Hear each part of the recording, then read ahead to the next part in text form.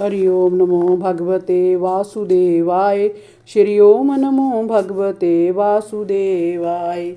19वां अध्याय का दूसरा भाग। सभी ब्राह्मण पुत्र के शाप के कारण मुझे धैर्य बनाने के लिए जहाँ उपस्थित हुए हैं। हे विप्रवर, मैंने अपने चित्त को भगवान श्री कृष्ण के चरणों में समर्पित कर दिया है। आप लोग मुझे माँ श्री गंगा जी के शरणागत जानकर मुझ पर अपना अनुग्रह प्रकट करें।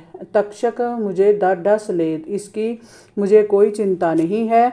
मैं आपके श्री चरणों में प्रणाम करके आपसे यही प्रार्थना करता हूँ कि मुझे कर्मवश चाहे जिस योनि में जन्म मिले, पर भगवान श्री कृष्ण के चरण कमलों में मेरा अनुराग बराबर बना रहे। जगत के सभी जीवों के प्रति मेरे मन में मैत्री भाव बना रहे। आप सभी मुझे ऐसा आशीर्वाद देने की कृपा करें कि मेरा मन पुनः ऐसे दुष्कर्मों में ना लगे। सूत जी ने कहा, पृथ्वी के सम्राट को इस प्रकार आमरण अनशन करते देखकर स्वर्गलोक से देवगण उन पर पुष्प वर्षा करने लगे। सभी उपस्थित ऋषि मुनियों ने राजा परीक्षित की मुक्त कंठ से प्रशंसा की। उन्होंने कहा, हे राजेश्वर व मुनि, भगवान श्री कृष्ण के गुणों से प्रभावित हो उनकी सेवा में अनुकृत होना पांडु वंशियों का स्वभाव है। आपके लिए राजमोह को छोड़ देना कोई आश्चर्य की बात नहीं है। हम सभी तब तक सही रहेंगे जब तक आप अपने इस नश्वर शरीर को त्याग कर भगवान के श्री धाम नहीं चले जाते। ऋषियों के मधुर वचन सुनकर राजा परीक्षित ने आश्वस्त हो उनसे पुनः भगवान के मनोहर चित्र को सुनाने की प्रार्थना की और पूछा, हे ऋषिवर, आप लोग मुझे मेरे कर्तव्यों का बोध कराएं कि इस अल्प समय में मृत्यु की ओर अग्रसर होने वाले व्यक्ति को क्या क्या करना चाहिए। उसी समय श्री कृष्ण द्वापर दयायन व्यास जी के सपुत्र भगवान श्री सुखदेव जी वहाँ प्रकट हो गए। वह वर्णाश्रम के ब्रह्मचिन्हों से पूरी तरह से रहित अवधूत रूप में थे। उनकी अवस्था 16 वर्ष की थी। उनके चेहरे पर परम संतोष था। स्त्रियों और बच्चों ने उन्हें घेर रखा था। उनके नेत्र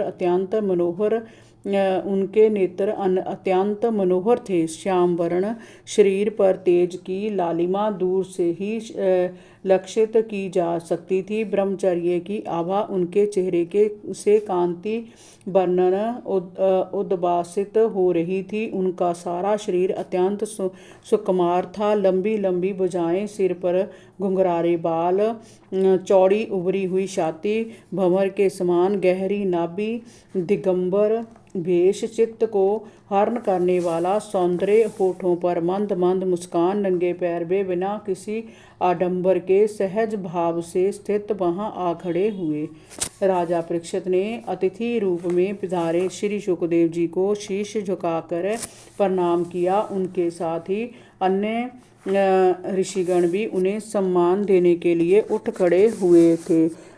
उनके स्वरूप की महिमा को ना जानने वाले स्त्री बच्चे वहां से लौट गए। राजा ने आदर सत्कार के साथ श्री सुखदेव जी को आसन ग्रहण कराया।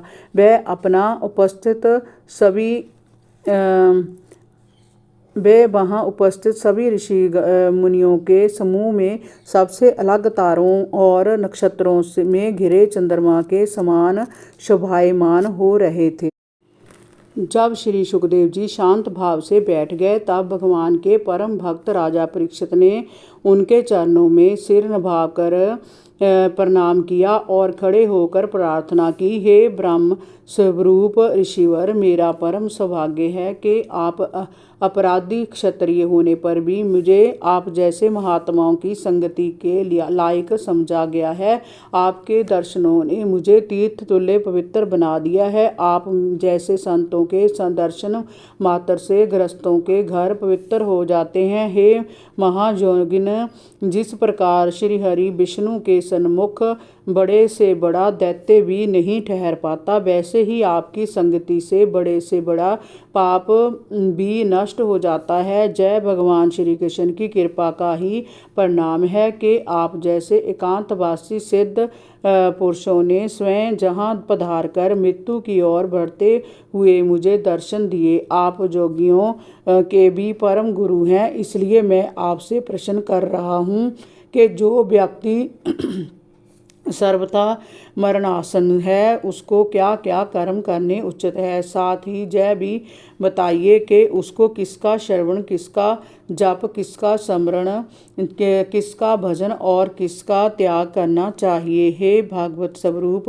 मुनिवर, आपका दर्शन अत्यंत दुर्लभ है, क्योंकि जितनी देर गाय दुई जाती है आप उतनी देर भी किसी गृहस्थ के घर नहीं ठहरते। सूत जी ने कहा, जब राजा परीक्षित ने मधुर वाणी से में इस प्रकार उनसे संवाद किया, तब समस्त धर्मों के ज्ञाता वेद सर्वज्ञ श्री व्यासनंदन भगवान सुखदेव जी ने सभी ऋषियों को नमन कर अपना प्रवचन प्रारंभ किया। इति प्रथम स्कंद। हरिओम तत्सत। हरिओम नमो भगवते वासुदेवाय। श्री ओम नमो भगवते वासुदेवाय।